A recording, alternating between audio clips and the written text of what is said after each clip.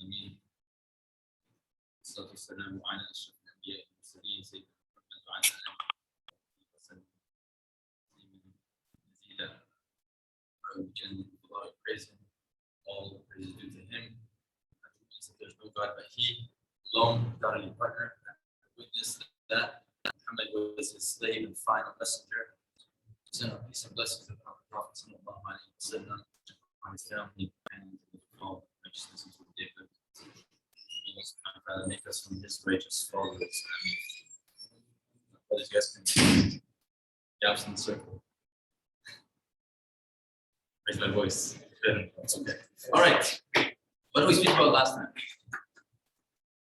What did we speak about last time? Sick heart and dead and healthy heart. Right.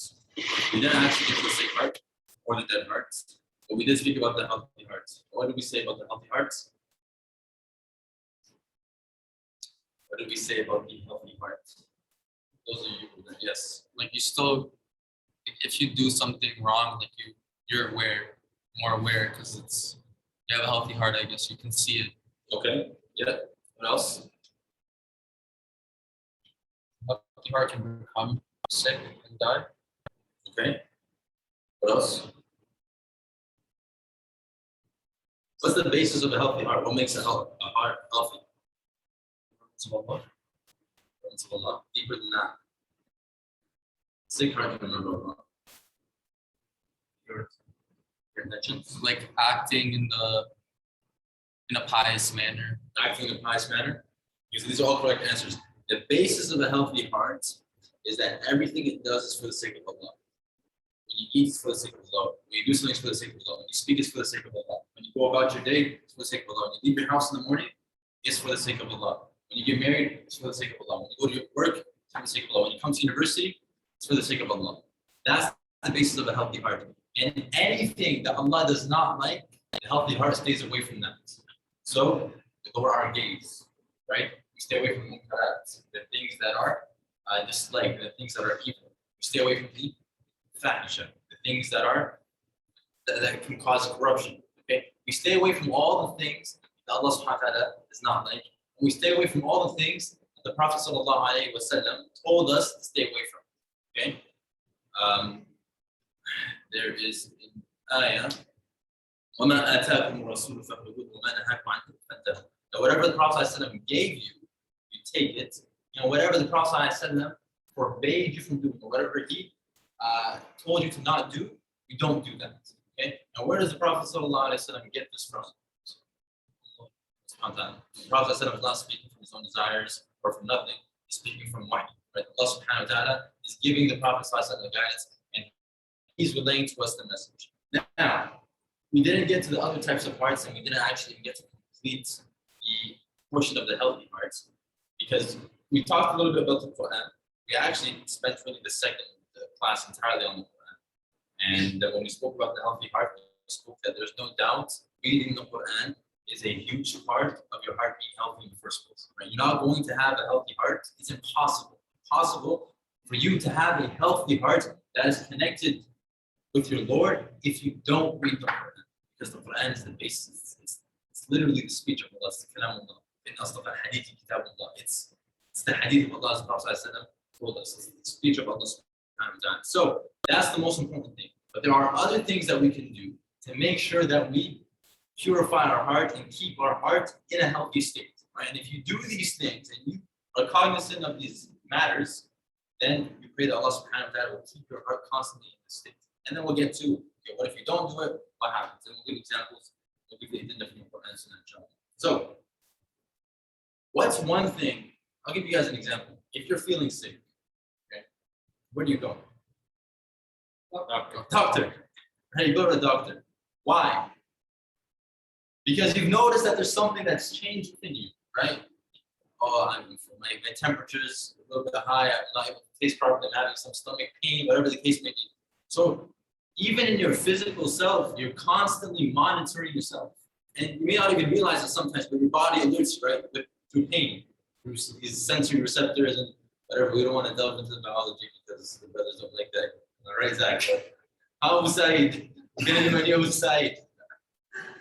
So the same thing for your hearts. And this is the spiritual heart that we're talking about. Just the same way, if you feel something in your heart, or you feel some sort of cardiac issue or cardiac arrest, immediately rush to the hospital. That should be the likeness with our connection with Allah subhanahu wa ta'ala. That when we feel something in our heart, some sort of swaying, some sort of inclination to do evil, I'm monitoring my heart and I immediately think to myself, this is not good. That means I need to work on my relationship with Allah subhanahu wa ta'ala. I need to find some sort of antidote now. And you won't find the antidote in the first place if you're not monitoring your heart. So if you're constantly just, I'm looking at this person, or I'm looking at this image, or I'm saying this bad word, or I'm spending my time around these bad friends, or I'm spending my time doing this evil action, and you're not checking yourself, you're not monitoring your heart, how do you expect then to be able to find the antidote, to be able to find the cure, right? It's counterintuitive. So you need to monitor your spiritual self. And the fact of the matter, and we explained this again before, if you go way too far and you constantly not monitoring yourself, you'll find yourself in a catch-22. Because in our fitrah, we know this, that when you do something that is evil, you do something that is bad, you'll feel guilt. And when you sin, okay, and we know, and alhamdulillah, a lot of us here were born Muslim, and even after that, the basic things that you know in Islam, basic things that you taught of the deen, you'll know this is a sin, I need to stay away from it. Sometimes it's common sense that you look around, even if you're not Muslim. Some non-Muslims even have the sense of decency in them, that they see something like, this is completely indecent, right? Like, for example, the Jahiliyyah days, what would they do? They'd bury their daughters alive. If you tell any random person on the street, oh, what do you think about burying your daughter alive? They're gonna say this is evil, right? It's just common sense. You don't need to look further than that, right? It's very clear to you that this is something evil and stay away from it. Now, the issue then becomes, if this becomes something that you're doing continuously, this becomes your adah, this becomes your habit, you're consistently doing evil after evil after evil, then this sense of guilt is going to escape you now because you're so used to it. This sense that you used to have before that, oh, I'm doing something wrong, I need to stay away, I need to check myself, I need to find some sort of thing to stay away from this thing. You're going to become so used to it now that you don't even feel a sense of guilt. And that is worse even than the sin itself. So much sinning that now you don't even feel guilty after the sin. Because if you feel guilty after the sin, then it leads to at least perhaps you seeking forgiveness. Because you feel bad about it. Perhaps you seek forgiveness, you'll go return to Allah subhanahu wa ta'ala, and maybe you'll be in a state where you have some sort of sick heart. We'll explain what that is. But you'll go back to your Lord. And maybe you'll go back to the sin, but you'll go back to your Lord. But if it's so normal for you, then you won't even have that instinct to go back to your Lord. And that's why it's even worse. Okay? So we need to monitor our relationship with Allah subhanahu wa ta'ala. Now, what's another thing that you need to do to have a healthy heart? In terms of acts of worship. Doing your fara'id. Perfect. There you go. That's the main thing, right? Doing your fara'id. This is the asas. What do you add onto your fara'id? Sunnah, nawafil, extra ibadat. Now, these are the things that will elevate you because we know that your iman can increase, right? And we'll speak about the hadith in a second. Your fara'id are the basics. That is the basis of your religion. If you're not doing what is that? The fara'id are the obligatory acts, okay? Sorry, thank you. Remind me if I ever say something and someone doesn't understand, just please remind me. Sometimes I forget to explain. Fara'id, farad is something that is obligatory. Fara'id is the plural word of fard. Okay, so these are all the obligatory acts. So when we talk about that, we talk about 5 pillars, which is obviously the shahada to become Muslim, then your prayer, your siyam, your fasting, your zakat, giving the charity, and the hajj. These are the basics. There are other fara'id. These are not the only fara'id, but there are other fara'id. Won't get into all the fara'id now because won't finish that. So those are the obligatory acts. The sunnah are the things that the Prophet sallallahu alaihi wasallam. So this is what we call the sunnah acts. Okay, they're recommended for everyone to do. For example, before you pray Salatul Fajr in the morning, you pray 2 rak'ah, 2. Oh yeah. Now I remember. Yeah. What's units? Units. I know that. Yeah. Yes. So that's an example of a sunnah, right? And there are many other sunnah you could do. And then there's nawafil, for example, the night prayer. Okay, this would be something that is considered nafil. And there's no doubt that the more you engage in this type of act, in this type of worship, you will find your heart getting healthier and healthier and healthier. Okay? And you will reach a point, because some of us, and may Allah subhanahu wa ta'ala forgive us, and may Allah subhanahu wa ta'ala give us the ability to get out of the state that our acts of worship have become like going through the motion. When we sit in salah, and it's just like, right? You know what I mean? You're just going through the act. It doesn't mean anything to you at that point. That's very dangerous, because why are you doing it then? You should also be getting some sort of benefit, right? And that's when you know you really love Allah subhanahu wa ta'ala. Now, this is not an excuse to not do the salah. Sometimes you look, I'm not feeling it, or I'm not convinced of it, therefore I don't want to do something that's fun. That's not an excuse. No. The reason you pray is because Allah subhanahu wa ta'ala commanded you to pray. The reason you fast, and if you ask children, this, they'll say, why do you fast? What will the answer be? Mom and dad said. No, not my mom and dad. That's what they're gonna say. Well, maybe they might say that. But even if you ask people, like, if you ask people, why do you fast? What will they say? So you can feel how the poor people feel. So we can learn about the ni'mah that Allah. The ni'mah means the blessing that Allah has given us. All these kind of, and these are correct things, by the way. It's not wrong. This is part of it. But why do you actually fast? Because Allah told you to fast. That's it. And that's the likeness of a Muslim, full, complete submission to Allah subhanahu wa ta'ala. Whatever Allah has ordered me to do, I do it without questioning. And I love to do that. That's the next step. You do it without questioning, and you establish your love with Allah subhanahu wa ta'ala through that. So now, when I get up to pray, I'm not just, okay, Allah commanded me to, I'm just going to do it, but I hate it. No. Allah commanded me to do it, therefore I'm going to do it. But I love to do it because I love obeying my Lord. I'm doing it willingly and happily. And I'm feeling this connection with my Lord while doing it. Once you get to this point, you will start doing it in your life like this. Trust me. You will start waking up at night. And by the way, it's very easy now to wake up. Because Fajr is what, like 6:15-ish almost, right now? Very, very easy. We're talking about back in Ramadan when Fajr was like 4 o'clock. And back then, obviously we do Qiyam because it's Ramadan, but it's difficult to wake up for Fajr. Considering a normal schedule, Isha is like what, 10, 11? It's very tight. Now Isha is at like what, 8 o'clock? And Fajr is at 7. Yes. I don't know, just like curiosity, is it recommended to stay up entirely until Fajr? Or like you have to go sleep? Prophet ﷺ told his companions to sleep. Prophet ﷺ would pray all night, but the companions were not told to do that. You get your sleep, like in the Sunday, you would pray and you would sleep. And some companions they would say, you know what, we want to pray all night, we don't want to get sleep. The Prophet ﷺ condemned them for that. If you want that hadith, come to me after class and I'll show it to you. Okay? But no, get your sleep, but sacrifice a portion of your sleep for this salah. Don't, like, if you can do that, no problem. Okay, so that's as far as the nawafil go. Now, the next thing is doing dhikr. Okay? And okay, so doing dhikr is also another way for you to build this healthy relationship with Allah subhanahu wa ta'ala, this healthy connection, this healthy love, this healthy heart. If you don't do dhikr, you don't moisten your tongue with the remembrance of Allah subhanahu wa ta'ala, with salawat upon the Prophet sallallahu alaihi wasallam, because the hadith says that the closest of you on the day of judgment to me are those who send salat upon me the most. And increasing your salat on the Prophet sallallahu alaihi wasallam, and increasing your dhikr, right? Subhanallah, alhamdulillah, la ilaha illallah, all these things, this will get you close to Allah subhanahu wa ta'ala. What's the difference then? La yastabiyani mathala. They're not equal in comparison. The one whose tongue is constantly saying words that are negative and swear words and things that don't benefit him, and the one whose tongue is constantly remembering Allah subhanahu wa ta'ala. These two people are not equal. Even if the rest of their actions, as you see them, their parents' actions, as you see them, they may be equal, but one of them is way greater.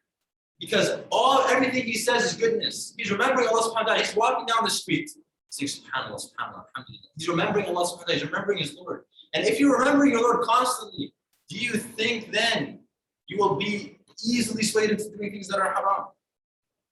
Okay. But what about if you're listening to songs that are talking about this and that and making this and whatever the case may be? They're not equal in comparison. Doing dhikr gets you closer to Allah subhanahu wa ta'ala. The next thing Actually, okay, the scholars said that dhikr is the primary food of the heart. If you want to give it a comparison, same way you eat food to sustain your body, you remember Allah subhanahu wa ta'ala. And dhikr is not just limited by the way saying subhanAllah. Dhikr could be in the form of the Quran, it could be in the form of being the hadith of the Prophet, and all these things that you're remembering Allah subhanahu wa ta'ala, you're remembering the Prophet, you're remembering your religion. This is the food of the heart. The next thing, what do you guys think it is? Another way of maintaining a healthy heart. I'll give you a hint. I pray that we are kind of doing that right now. Good companionship? Good companionship, i.e., being in righteous gatherings. This is another thing. How do you expect your heart to be pure and your heart to be healthy if you're constantly surrounding yourself with bad people and you're putting yourself in a bad environment? And if you do that, it is by your own doing. And we'll get to this point of accountability. And I want to emphasize this point in a second. Because believe me, Shaitan did not disbelieve in his Lord. Shaitan knows who Allah subhanahu wa ta'ala is, and he believes in Allah subhanahu wa ta'ala, but he rejected what Allah subhanahu wa ta'ala told him. And we'll get to the proof of this in the ayat. The next thing is making dua. So constantly making dua to Allah subhanahu wa ta'ala. And this is kind of in line with the dhikr, remembering Allah subhanahu wa ta'ala, but also the dua is a powerful tool. In fact, it's the most powerful weapon that's dhikr. You can ask Allah subhanahu wa ta'ala for everything, and Allah is the only one who can grant you everything. So why are you going around asking for that, this, that, this person, that person, when Allah subhanahu wa ta'ala is the one who holds everything in his hand, and he is the one who has the khazan, and he has the treasures, and he bestows upon you from what he wishes, from what he wills. But you need to ask Allah subhanahu wa ta'ala, and when you ask, be firm in what you request. You ask Allah subhanahu wa ta'ala for all that you want, for all that is good, and ask Allah subhanahu wa ta'ala to grant you that which is good, even though you may not know it. Right? It's an ayat fun. And it may be so that you love something, but it's actually harmful for you or negative for you. And it also may be so that you hate something, but it's beneficial for you. Wallahu ya'lamu wa antum la ta'lamun. Allah knows and you do not know. So ask Allah subhanahu wa ta'ala. You can ask him for specifics, and you can also ask him for general things. And ask him to grant you the best or whatever it is that you need. The next thing is what? What is the next thing? What do you guys think is the next thing? What is perhaps the most, like, when this is one of the things that when it is spoken of or when you are reminded of it, you realize that there's no escape from the reality. Reflection upon death. Reflection upon death is important for a healthy heart, because you need to remind yourself that you are not here forever. That there is going to be a time where you will be buried 6 feet under. There's going to be a time when people will pray janazah upon you. Inshallah, hopefully we will take janazah upon you.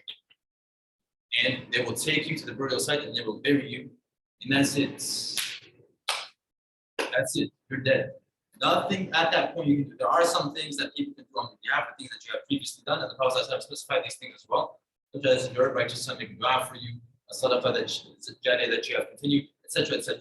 But you at that point, that's it. You can't benefit yourself anymore with any more things. And reminding yourself that there will reach a time where you will be underground is very important for you to constantly detach yourself from the dunya. Otherwise, if you don't remind yourself of this, what's going to happen?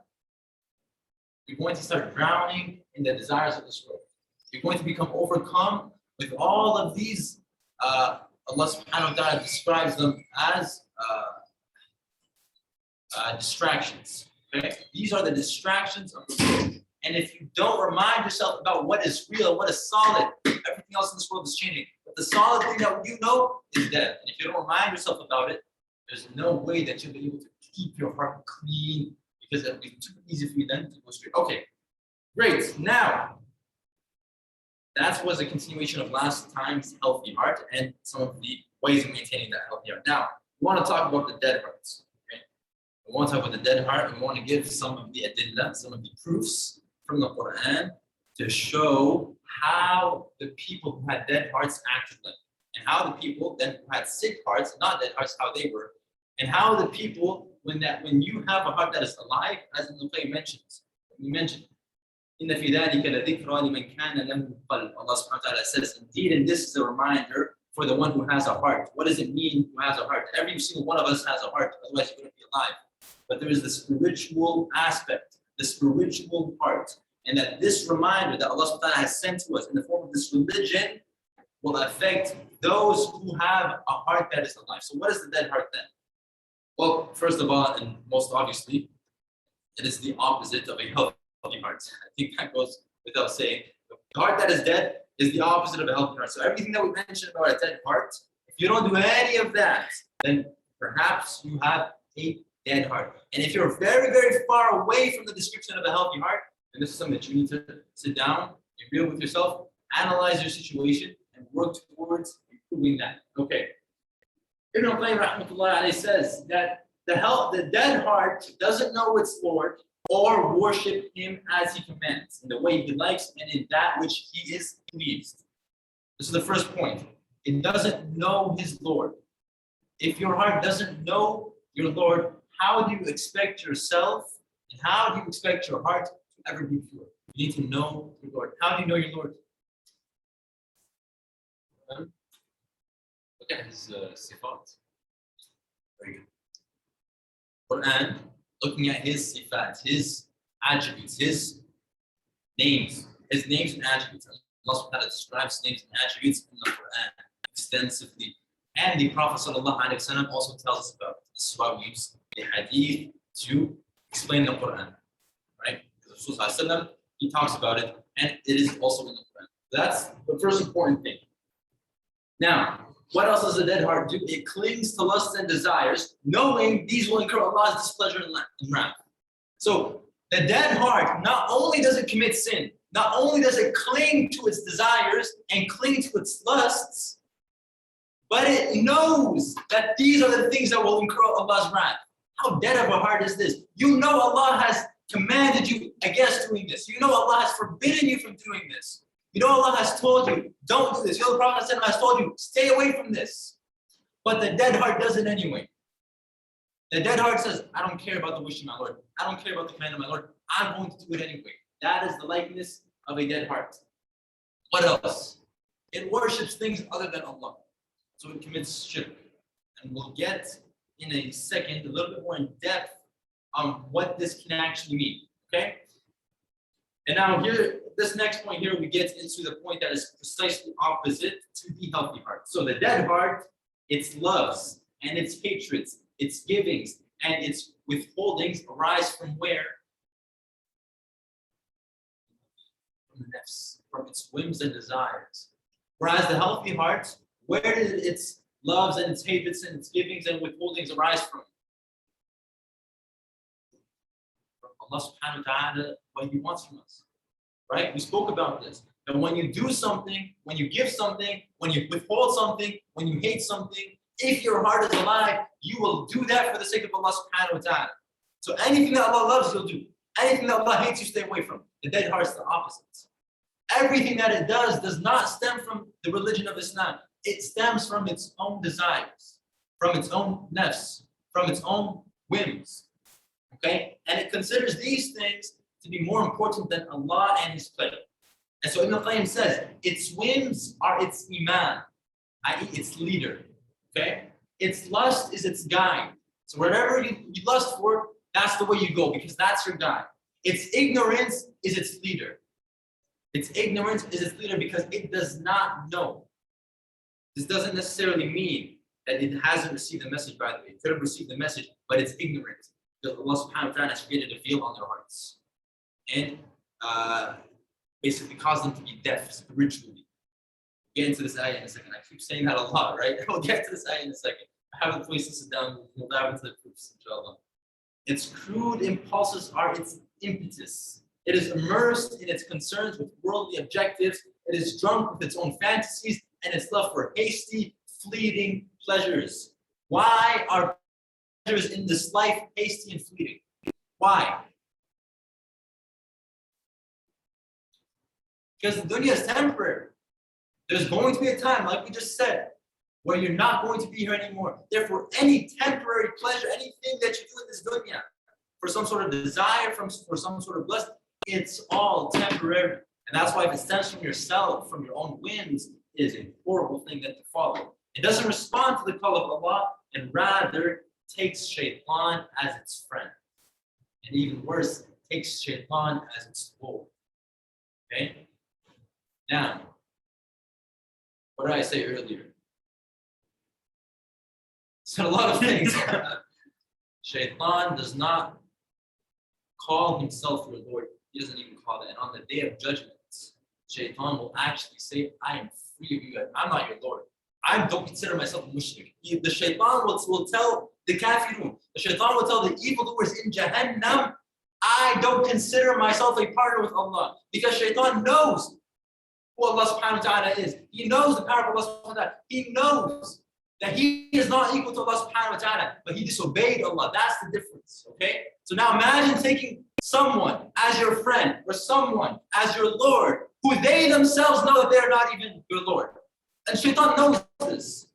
Fir'aun was a little bit different because Fir'aun would go and tell people, Shaitan would go, Fir'aun would say this. He would tell people, I am your Lord, the High. Shaitan would tell this to people. And it is said, this is why Jibreel alayhi salam, when Fir'aun was drowning, he started basically sealing the mouth of Fir'aun, because as Fir'aun was drowning, so Musa split the sea, and Musa and his followers, they made it to the other end, and then the sea collapsed, right? It came back closed. And now Fir'aun, where's he gonna go? He's been ignorant, not ignorant, arrogant this whole time. He knew that he's not the Lord. He knew his powers are limited. He knew that. And as he was drowning, what did he start saying? I believe. He tried to say that. And it is narrated, some of the Mufassirun said that Jibreel, the angel Gabriel, he started sealing the mouth of Fir'aun. Why? Because he didn't want Allah to forgive him. Imagine that. Allah would have even forgiven Fir'aun. But Jibreel was afraid that Allah would forgive Fir'aun. Imagine that. Look at the rahmah and the mercy of your Lord. Seriously. Look at the forgiveness of your Lord. Allah says that his forgiveness and his mercy encompasses everything. And that he loves his mercy more than his punishment. Allah loves that. And that's why not all the attributes of Allah are equal. Allah loves some of his attributes more. And he loves his mercy. He loves to be merciful to his ibad, to his slaves, more than he loves to punish them. He doesn't love to punish you. He loves to be merciful to you. But that was the like of Fir'aun, right? And so, Allah subhanahu wa ta'ala says, وَمَنْ أَظْلَمُ مِمَّنْ ذُكِّرَ بِآيَاتِ رَبِّهِ فَأَعْرَضَ عَنْهَا وَنَسِيَ مَا قَدَّمَتْ يَدَاهُ إِنَّا جَعَلْنَا عَلَى قُلُوبِهِمْ أَكِنَّةً أَن يَفْقَهُوهُ وَفِي آذَانِهِمْ وَقْرًا وَإِن تَدْعُهُمْ إِلَى الْهُدَى فَلَن يَهْتَدُوا إِذًا أَبَدًا. So, and who does more wrong than those who, once they are reminded of Allah and His remembrance, Allah's revelation, once they're reminded of that, what do? He turns away from it. He rejects it. And he forgets what he has done in his own hands, i.e. in terms of evil. So we have certainly, Allah is saying, we have certainly cast a veil on their hearts so they will never understand, leaving them unable to comprehend what? The Quran, to comprehend this message that Allah subhanahu wa ta'ala has sent. And there's a deafness in their ears. So their ears are also, their hearts are sealed, okay? And their ears are sealed as well. So even if it were to penetrate their ears, it wouldn't even affect their hearts, okay? But their ears are sealed on top of that. And if you, he's talking about Prophet here, if you were to invite them to the guidance, they will never be guided. And why is this important for Allah subhanahu wa ta'ala to tell the Prophet? What do we know from the Seerah? Story of Abdullah ibn Mas'ud. Which story are you referring to? And so trying to get that information. Okay, so I was No, not that. Abu Talib stuff? Oh, yeah. The Prophet sallallahu alaihi wasallam, say sallallahu alaihi wasallam, he had family members who did not believe in him. Imagine how painful that is. You're coming with a message and you're preaching to those who are closest to you and they're actually disbelieving. Imagine how heartbreaking that is. Allah is comforting the Prophet ﷺ, and He comforts the Prophet ﷺ several times in the Quran for this particular issue. That, Ya Rasulullah, oh, the Prophet of Allah, your job is to relay the message. But the fact of the matter is that some people, as much as you try to guide them, they will never be guided. So don't feel bad about these people. You did your best. Don't feel bad about these people. And it was the same thing actually. Same thing happened to whom? Which other prophet happened to? Nuh alayhi salam. Nuh alayhi salam. And Ibrahim alayhi salam. It happened to many of the prophets. But Nuh alayhi salam, it was actually mentioned in the Quran, where he basically said, so he built his ark, and obviously Allah opened the skies, and rain started falling down, and it was a huge flood, right? And basically everyone drowned. What did Nuh's son do? He started climbing a mountain. He thought he could escape without the flood. And Nuh is telling him, my son, just come on the boat. Don't be arrogant. Just come listen to me. Trust me. I have this message from Allah. The mountain's not going to save you. You can climb the largest mountain in the world. It's not going to save you. It's not going to benefit you. You can't escape what Allah has ordained. You can't overpower your Lord. You can't overcome your Lord. And what did my son say? He said, I got this. I'm gonna climb the mountain. What did Nuh then? What happened then? Obviously his son felt the punishment of Allah subhanahu wa ta'ala. His son perished. And what did Nuh say then to Allah subhanahu wa ta'ala? He basically went and he told Allah, I don't remember the exact ayah, but he told Allah subhanahu wa ta'ala, my Lord, you promised that you would save my family. Well, how come then you didn't save my son? Like, Allah, you said that my family, those who follow me, they will be saved. How come then my son died? How come my son didn't make it? What was the reply? Yes. What was the reply? إِنَّهُ عَمَلٌ غير what? Salih. That he is not your son. He is not from the righteous. He's not from your family. What he did was not a righteous act. He's not your son. And obviously, Nuh he's a prophet at the end of the day. And he knew that his Lord's word is true. But even then, he felt sad because that's your son at the end of the day. And human beings have emotions. The Prophet ﷺ felt sad that Abu Talib did not convert. He felt sad about that. He had cousins. His other uncle Abu Lahab also didn't convert. And not only did he not convert, but he was a huge enemy towards him. At least Abu Talib supported him, right, and protected him to some extent. And perhaps that made him even feel worse about it. Because Abu Lahab is attacking him, right? Abu Lahab is like straight up attacking the Prophet ﷺ. And so it's a little bit more difficult then to feel sympathy for this person, because he's literally trying to harm you, attacking you, and he made his sons divorce the daughters of the Prophet ﷺ to harm the Prophet ﷺ. And there's also in the Quran, right? That's yada, right? It's speaking about the punishment that is reserved for Abu Lahab because of what he did. And so you can understand that, okay, perhaps the Prophet ﷺ didn't feel so bad about Abu Lahab, but Abu Talib, he felt bad about it. Because that was someone who he loved, it was his uncle, he protected him, and he helped him, and he wished that Abu Talib would convert. And the Prophet ﷺ was the most merciful person, so he wished that everyone would convert, really. Like, the Prophet ﷺ was sent as a mercy to all of mankind. He didn't wish for anyone to remain a kafir or a disbeliever. The Prophet ﷺ didn't want that. He wanted everyone to convert.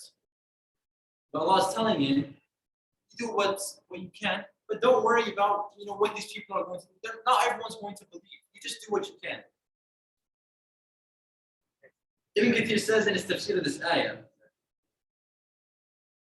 وَمَنْ أَظْلَمُ مِمَّنْ ذُكِّرَ بِآيَاتِ رَبِّهِ فَأَعْرَضَ عَنْهَا أي تناساها وأعرض عنها. That means he forgot it and he left it. وَلَمْ يَصْغَ لَهَا. Okay, he doesn't listen to it. Okay, and Allah continues, وَنَسِيَ مَا قَدَّمَتْ يَدَاهُ أي مِنَ الْأَعْمَالِ السَّيِّئَةِ. So the evil actions, as I just said, وَالْأَفْعَالِ الْقَبِيحَةِ, the evil actions and the doings that are disgusting, this person, when they're reminded of Allah subhanahu wa ta'ala, they ignore all of this and they forget all of this and they continue doing all the evil, knowing that it is evil. How do they know it's evil? Because the message has reached them. Okay? And Allah subhanahu wa ta'ala says that, we spoke about this, that their hearts are sealed, i.e. there is a covering over their hearts, there is a mist over their hearts, and وإن تدعوهم إلى الهدى فلن يهتدوا. Okay, so we understand that. Now, what do people say? وقالوا قلوبنا غلف. They said our hearts are what? Unreceptive. Okay? So these people, the disbelievers, they said that our hearts are unreceptive. بل لعنهم الله. In fact, Allah has condemned them for their disbelief. They have but little faith. Why is this? Because the message has reached them and they chose to reject it. This is the point here. They chose to reject it. That's how dead their hearts are. They received the clear message and they received the adillah. They received the proofs and they received this, the hujjaj, the hujjaj, which was the prophet, and the hujjaj were all the prophets. And the prophets didn't come with nothing. Each prophet came with a miracle that was tailored for his people. Every single prophet had miracles, and every single prophet had clear proofs and evidences, and he showed his people. Otherwise, if it wasn't clear, people would not have believed. If it wasn't clear and if it wasn't convincing, people would not have believed. But the people that rejected, they only did so after what? After seeing the truth, after seeing the evidences, only then did they reject. Ibn Kathir says of this ayah, okay, I don't have time to do the whole tafsir. قلوبنا غلف هي القلوب المطبوع عليها. Okay, هي القلوب المطبوع عليها. The hearts that are basically closed off. Okay, this heart is sealed. It's never going to understand the message. Why? As Ibn Kathir says, because of its own actions. وقال مجاهد أي عليها غشاوة. I.e. there's like a mist covering it. There's like a cover around it. That their actions are actually preventing the message from penetrating their hearts. That's the difference. What did we mention about, by the way, in the second week when we were talking about the Quran? We were talking about the story of Abu Bakr. When Ibn Daghinna came and intercepted Abu Bakr and prevented him from migrating to Abyssinia. And Abu Bakr came back home and he started reading the Quran. Whose hearts did it penetrate? The wives and the children of the noblemen of Quraysh. It penetrated their hearts. They were not believers. Okay, and their husbands were horrible people. It didn't penetrate the hearts of their husbands because their husbands were actively doing sin to prevent that from happening to them. Perhaps the women and the children, their husbands were preventing the message from reaching them. And they were convincing them that, no, this is incorrect. But when they heard it, it penetrated their hearts because their hearts were not sealed off. Their hearts were not sealed off and they weren't actively trying to oppose their Lord. And again, we have this natural sense of fitrah and sometimes it just needs to be activated. Sometimes we grow up in environments that are a little bit corrupt. And we have, for example, parents or friends or caretakers, whoever they may be, and they're teaching us things that are incorrect. And so as a result of that, you stray away from the path of Allah for a little bit. But when the message then reaches you, perhaps your heart is pure and open, and the message penetrates your heart then upon hearing it. Okay, this tafsir is very long. We're not going to go into it. Let's talk about the sick heart now. So this, all of this we're talking about is the sick heart. The dead heart. What's the difference then between the coming brothers? Yes, it's soon to be close. What is the difference then between the dead heart and the sick hearts? What do you guys think? One's dead and one's sick. Okay, one's dead is one's sick. This is on your left side. Okay. What's the difference? As you were saying before, the dead heart would do it without caring, about like disobeying Allah, but a sick heart you wouldn't regret it shortly after and at least try to make a plan to get rid of it. My man, you're spot on. You got someone in the chat. I didn't see what they said, but he's correct. The dead heart, when your heart is dead, you do sin, you don't care about it. You don't feel guilty about it. You don't try to reconnect to your Lord after. The sick heart, it actually feels a little bit of guilt. And it actually cares about what its Lord says, but it's not strong enough and it gets overtaken by its desires sometimes. And so Ibn al-Qayyim says of the sick heart, it has life in it as well as illness. The former sustains it at one moment and the latter at another. So sometimes the life overcomes it. Sometimes it'll be like a healthy heart. Okay? It'll feel this connection with its Lord. It'll obey its Lord. And at other times, it'll be a little bit ill. And the person or the heart follows whichever manages to dominate it at that point in time. This is what, sorry, did I say, this is what Ibn Qayyim says, okay? So it has love for Allah, faith in Him, sincerity towards Him, and reliance upon Him, okay? These are the things that give it this life. But it also has a craving for lust and pleasure, and it prefers them sometimes, and it strives to experience them. So it sees something that is desirable, something that is lustful, and it tries to go after that. It desires it. And so sometimes you'll find that it prefers these desires over what Allah has commanded. But sometimes then it'll go back and it'll say, oh, well, I actually did something wrong. And then it'll stay away from these desires for a period of time, and then it may go back to them, okay? It is full of self-admiration, which can lead to its own destruction. So it admires itself. And what does self-admiration cause? Arrogance. And so you'll start thinking what I'm doing is correct, and I'm going to follow my desire this way and that way, and you admire yourself. Oh, I cannot. And some people have this, some Muslims will actually say this. Like, if you tell them, brother, there's a more correct way to do things, but this is perhaps haram, this or that. Say, oh, how can I do haram? Like, are you an angel? Are you the prophets? Peace be upon them? No, everyone makes mistakes. That's not the problem. Everyone makes mistakes. The problem is when you refuse to acknowledge that you make mistakes. And so once you become self-conceited, and once you have this sense of arrogance, it's going to be very difficult for you then to acknowledge that you make mistakes. And it listens to two callers. One of these callers is calling to Allah and His Messenger in the Akhirah. And the other caller is calling you to the fleeting pleasures of this world. Okay? And what does it do? What does the heart do when you have two things tugging at it? What does it do? It makes a choice. Picks one. It picks one. You can only pick one at the end of the day, right? There is another ayah when the wives of the Prophet sallallahu alaihi wasallam, when he actually left his wives for 29 days, because long story. The point is he was unhappy with them. He left his wives and he came back to them. And the ayah was revealed that if you want this life and the desires of it, then come and you'll get this life and you'll get the desire and all that. But if you want Allah and His Messenger, then you know what to choose. And the Prophet actually asked Aisha this, what are you going to choose? And he told her, go back to your parents. What are her parents? And her mother was obviously a righteous woman as well. And she was like, no, I'm going to make my decision. Like, I'm not going to go back to my parents. I know what my parents are going to tell me anyways. What do you think Abu Bakr is going to tell Aisha? Oh, choose the world over the Prophet. You think Abu Bakr is going to say that? No. And she was kind of insulted by that. Like, I can make my own decision. I'm a woman. I can make my own decision. I'm a grown adult, right? It's really interesting. When you learn about the seerah of the Prophet sallallahu alaihi wasallam, you'll find that the Prophet sallallahu alaihi wasallam, even he had conflicts with his own wife sometimes. And sometimes he was unhappy with them. And then ayat would be revealed, speaking about the issue. And the Prophet ﷺ would come to her, like, hey, you got to make a decision. And she chose Allah and His Messenger. And that's the choice that this surah has to make. And sometimes one influence will be greater than the other. And that is why when we spoke about the things that lead to a healthy heart, we spoke about them not just so that we can roll them off our tongues, but we spoke about them so that we can implement them. So that the influence that is pulling on our heart is constantly the healthy influence, the pure influence, not the other side. Is that clear? When you surround yourself with righteous friends and righteous companionship, what do you think is going to be pulling you? Who is going to be pulling you? What are you going to be pulled towards? Surely it's going to be something that is good and beneficial because these are good people and righteous people.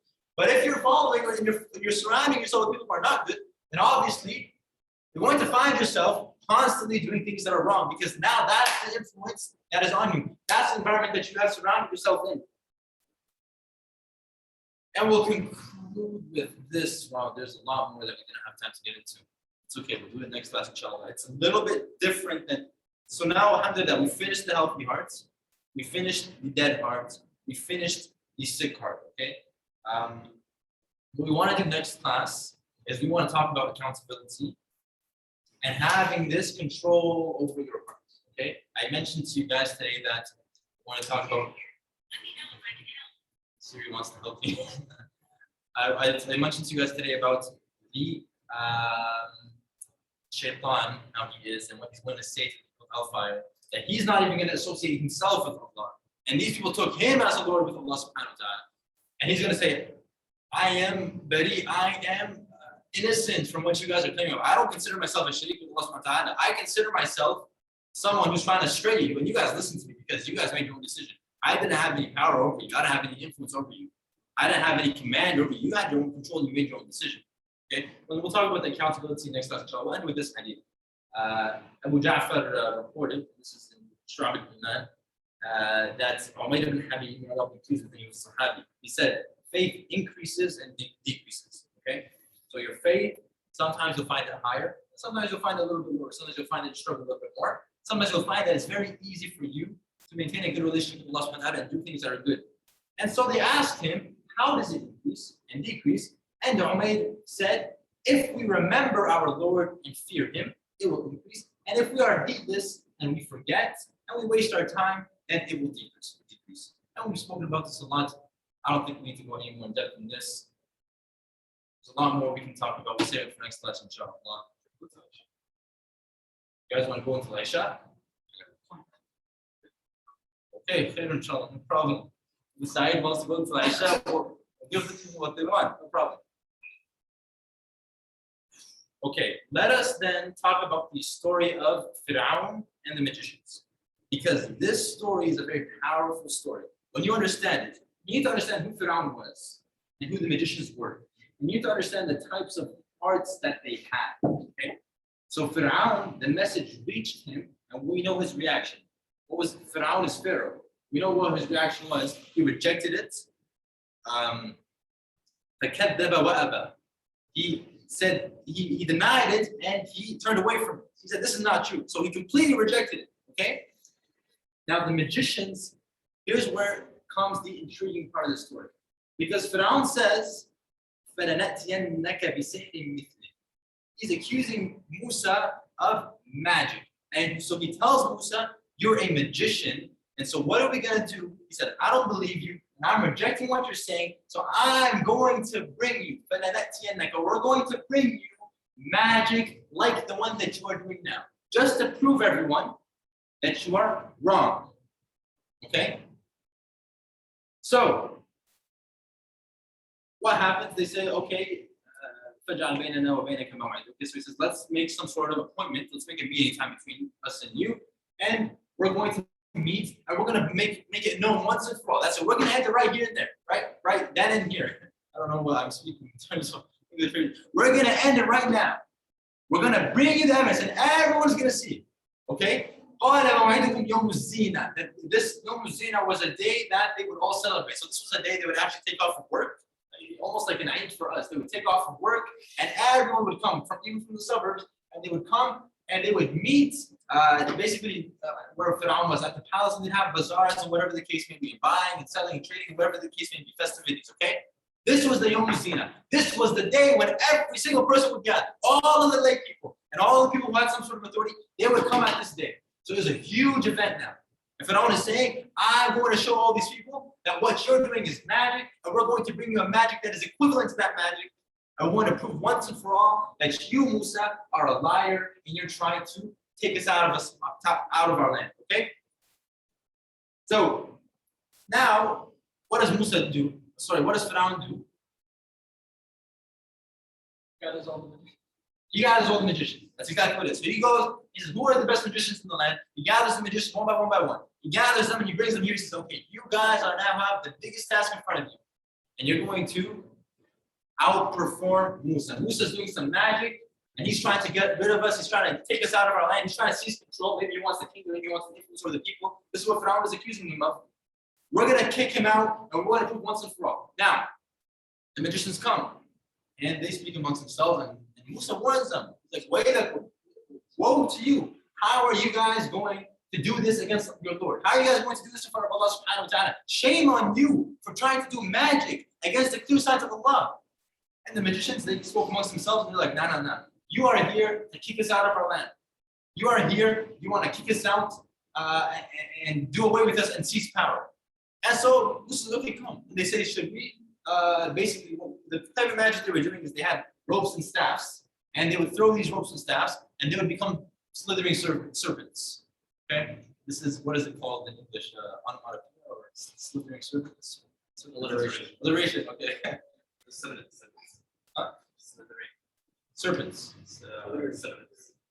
Slithering what? It's also synonyms. Cinnamon? Cinnamon? I have our English for here. Okay. So this is what they were gonna do. So قال يا موسى إما أن تلقي وإما أن نكون أول من ألقى. Okay, so they're saying, Musa, do you want to go first or do you want us to throw first? And so Musa said, قال بل ألقوا. So he told them, no, you guys throw your staffs first. Okay, so what happened? They all threw their staffs, they all threw their ropes. And what happened to them? Out of their magic, they became slithering serpents, slithering snakes. And so now Musa got a little bit scared. He was a little bit scared. And the Mufassirun said that he was scared for different reasons. Some of them said, like Ibn Abbas, he said he was scared that the people would see this and believe it right away. Because they saw, this is very convincing. Like just seeing someone throw a rope and it becomes a snake and it's slithering now. And so he's worried that the people are going to see this and like, oh, that's it, this is correct. They're going to not be heat to the rest of it. And some of them said that, oh, he was actually scared that he wouldn't be able to overpower it. And well, Allah subhanahu wa ta'ala, after that, قُلْنَا لَا تَخَفْ إِنَّكَ أَنْتَ الْأَعْلَى. Don't worry, you are the one who's going to prevail. You are higher than them. You're more correct than them. Don't worry about it. Okay? Okay, so throw what you have in your hand. It's going to overcome and swallow what they have made. Because what have they made? It's nothing more than a magic trick. And the magician is never successful when he does his magic. So Musa threw his serpent, and what do we know? It ate all of them up, and then, correct me if I'm wrong, but I'm pretty sure it said something like all the magicians, when they saw that, since the magicians, they knew it wasn't magic, because they, like, obviously a magician's gonna know how magic works, right? They can see through it, and they couldn't see through that magic, and I'm pretty sure they went and they prostrated on it. Absolutely. So Musa's serpent ate all of the other serpents. And this is when we speak about Allah's infinite wisdom. When Allah sends a messenger, He sends the messenger with signs that will affect the people. Okay? Every messenger had unique signs, unique miracles for that messenger. Prophet Isa alayhi salam, what were his signs? Curing. Because medicine was big at that time, and that's what people understood. Virgin birth. Yes, virgin birth. But when I say signs, I mean miracles that Allah bestowed upon him in terms of proving to the people that Allah is true. So yes, medicine was big at that time. And the Prophet Isa alayhi salam, it's in the Quran, he would cure leprosy, he would cure blindness, and he would raise people from the dead by the will of Allah subhanahu wa ta'ala, not by himself, by the will of Allah subhanahu wa ta'ala. Okay? And he would show people, look, these are the signs from your Lord. This is not from me, I'm just a messenger. These are the signs from your Lord. The Prophet had the Quran. And obviously we spoke many times about how the Arab, they understood it. And they were poets and it had a huge effect on them. And some people, they just listened to it and that's it, they accepted Islam. Musa, part of it was magic. And he had many other signs as well. But one of the signs was this magic trick that people, obviously Musa wasn't magic. This was miracle from Allah subhanahu wa ta'ala. But they understood it to be magic. And so when the magicians saw this, it clicked with them. They are the ones who understand magic. They know the limits of magic. They practice magic every single day. And now they're seeing, oh, we're doing a magic trick, but this surely is not a magic trick. فَأُلْقِيَ السَّحَرَةَ سُجَّدًا. فَأُلْقِيَ السَّحَرَةَ سُجَّدًا. Like you said, the magicians prostrated. So that's it. That's all this took. One sign for them to see. One sign. Just to show you their hearts were not ready. This is the point here. Fir'aun saw this sign and he saw all of the other signs and he rejected because his heart was dead and he was too arrogant and he thought he was the king and he thought he was the Lord. Look how arrogant of a man he is. How horrible, how shameful. And he disbelieved so many times that he would ask his right-hand man, Haman, to basically build a tower. So, I can then see the Lord of Musa. But however, I think he is Kadiba. I think he's lying. Like, look how arrogant this man is. This is when Allah says that this man had a seal over his heart, right? Whatever you do to him, he's never going to understand. He's never going to receive the message. And so the magicians believed. And Fir'aun came and he threatened them. And he said, I'm going to cut off your hands, and I'm going to cut off your legs, and I'm going to hang you guys on dead trees. What did they say? He said, we don't care what you're doing. You can do whatever you want to us. تقضي ما أنت قاضٍ. Do whatever you want. إنما تقضي هذه الحياة الدنيا. You only have a limited power in this world. Allah's power is much greater, and it is everlasting. And Allah will reward us. Like, just think about this, guys. Seriously. You're talking about people. They didn't sit down and learn Aqidah. They didn't sit down and learn fiqh. They didn't sit down and get to understand their deen, the religion that Musa was showing them. They just saw one sign, and that was enough for them to believe in Allah subhanahu wa ta'ala. That's all they needed. And they were so firm in their belief that when they received the worst threat possible at that time, they were like, you do whatever you want. Allah is going to reward us. Wallahu khayrun wa abqa. Allah is better, and He's everlasting. Whatever you want to do, you can do it. Whoever comes to Allah with a who is a criminal on the day of judgment, his jaza is hellfire. His reward is hellfire. But whoever comes to Allah with a pure heart, with a sound heart, with a believing heart, he will enter Jannah. لا يموت فيها ولا يحيا. Sorry, that's Jahannam. The punishment of Jahannam, you're never gonna die and you're never going to live, because you're kind of like always in punishment, pain. You're like in this endless stage, this endless cycle of just punishment. You'd want to die, but you can't die. Like how horrible of a punishment that is. That's what they told Fir'aun. But they're saying that you can do whatever you want. We're going to go to Jannah because we believe in our Lord. And even if you punish us in this dunya, our reward is Allah subhanahu wa ta'ala. I believe it's time for Isha now. We'll end here, inshallah.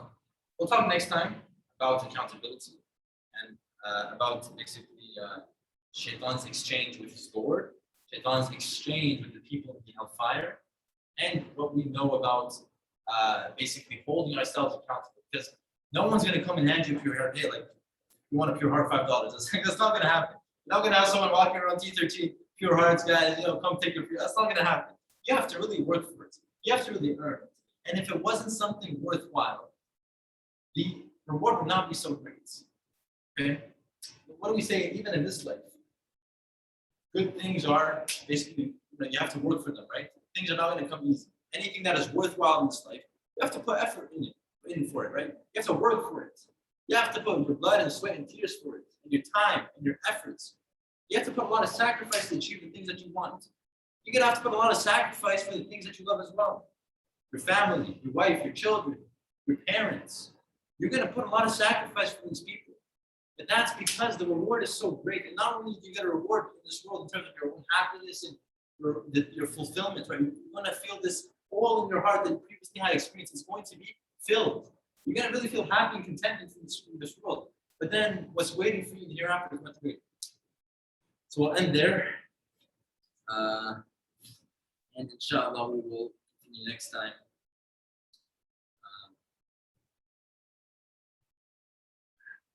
Sallallahu ala Muhammad, alhamdulillah. Do you have any questions? Any questions from what we just discussed? You shouldn't have questions, but it's super clear.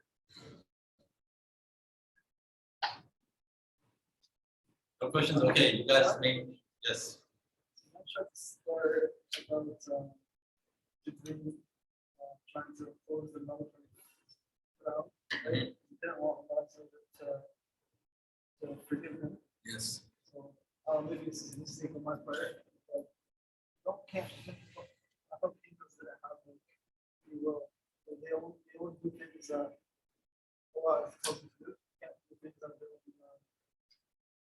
their own choice. I don't know the answer to that. The concept here is that Jibreel hated Fir'aun because Fir'aun said, "Anna rabbukum al-a'la." And once, like, you need to understand, Jibreel is an angel, and everything he does is a direct command from Allah subhanahu wa ta'ala. Like, he was created to obey Allah subhanahu wa ta'ala. Like, that's all he does, right? So now you have this man who's so arrogant, so conceited, and he's saying, "I'm your great Lord." The point is, it was very angry. And so Jibreel didn't even want Allah to forgive him. Now, what if you had to figure out the answer to that? put whatever, try to cover the mouth of Fir'aun. But the message here stands. Okay? And I hope that none of us will be in the statement of take this for granted. It's the highest level of it. So you said that like once on a product is available for people's hearts, like how is it here so we can accept the message? What like when we give it any instruction, like, what can we do in terms of reaching out to them? Like how can we make them understand this? Or is it like no? So this was literally the da'wah of the Prophet sallallahu alaihi wasallam. Like his whole life, he was just reaching out to these people and trying to guide them. And so what we need to do as human beings, and by the way, we live in a society where it's not easy to do. But just imagine how difficult it was for the Prophet sallallahu alaihi wasallam. He had no one. And he was getting people one by one by one. Like it was a very arduous task. It was one by one. His wife, his cousin, his servant, his friend. Like people entered one by one by one. It's not like, oh, first day, hundreds of thousands of people entered. It wasn't like that. And so you have to give da'wah to people. When you give da'wah, you do it with a particular particular manner. Okay? That's the important thing. That is what is upon you. And that manner is to preach to people with kindness, with integrity, to not lash out at people and be disrespectful and rude. Why? What's the evidence for this? Yes. But what's the evidence that if you are rude to people and you're harsh with them, that's not going to give any benefit to the people? It's not Jesus' method. It's not the Prophet's method. It's not the Prophet's method. How do we know it's not the Prophet's method? لو كنت فظا غليظ القلب لانفضوا من حولك. If you were harsh with a hard heart, they would have ran away from you. They would not have followed you. Okay? That's the important thing. Call people. It's not your job to say this person has a dead heart, this person has sick. That's not your job. This person is this. That's not your job. This person is a Catholic. This person. That's not your job. Your job is to call people in a good way, with good adab, good akhlaq, good manners, good character. Make dua for them if you don't believe. If they listen to you, great. If they don't believe, make dua for them. Try your best with them. You hope for the best with these people.